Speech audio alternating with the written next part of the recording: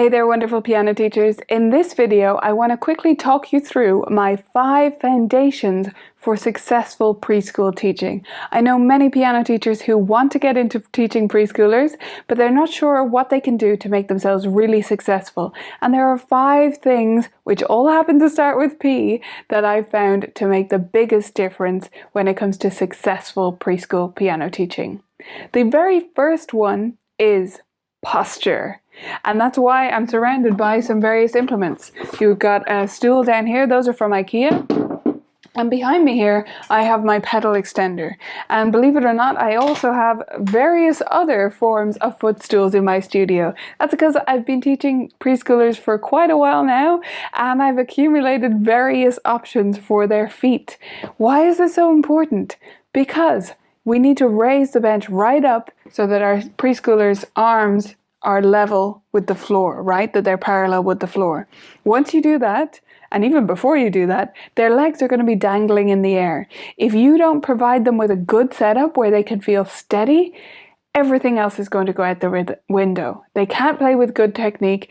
They can't concentrate because they're too busy wriggling around and falling all over the place. So posture is the number one foundation that you need to get right from the get-go. The next foundation is the pace. Don't go too fast. Preschoolers can't take that. You need to temper your pace a little bit, control it, and find ways to make it the right speed for your students. That's the pace in terms of the concepts, of course. You need your actual lesson pace to go really, really fast. Preschoolers need to move from one activity to the next quickly, but they need to reinforce those concepts in tons of different ways. So you need to come up with multiple ways to teach the same thing so that you can provide this fast lesson pace with a slow pace of progress. The next one of my foundations is the parents. If there's one thing that's sure to make your preschool lessons fail, it's because your parents are not on board. If their parents are not ready to be their home practice coach, then no practice is going to happen.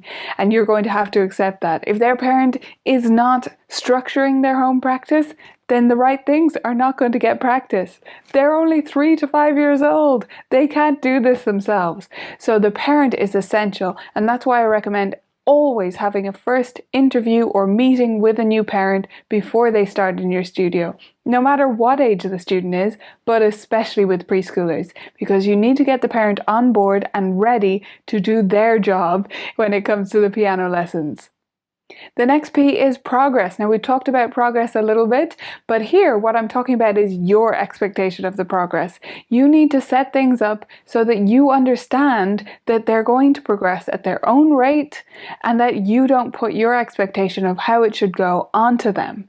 Preschoolers will move the way they move, and if you are frustrated because they're not playing pieces fully from the staff yet or whatever, you need to adjust what it is you expect from these young students. You need to set up your own frame of mind so that you understand what progress is reasonable for preschoolers and what you should be expecting. And lastly, and most importantly, play. You need to be ready to be playful. That's why I brought games into my lessons in the first place. I love teaching through games, and I love it for all ages of students. But preschoolers are the reason I got into it, because if you're not playing with them, you're not going to engage them. They're not going to stay on board with you. And those lessons are going to be over pretty quickly. So you need to incorporate play into everything you do. Every aspect of your teaching has to be playful and exploratory.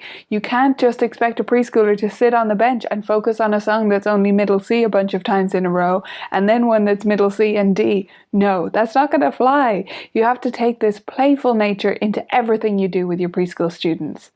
If you're interested in more to do with teaching preschoolers, you'll definitely find it over on the Colourful Keys blog, and you can find full courses on how to teach preschool students inside my membership site, which is at vibrantmusicteaching.com.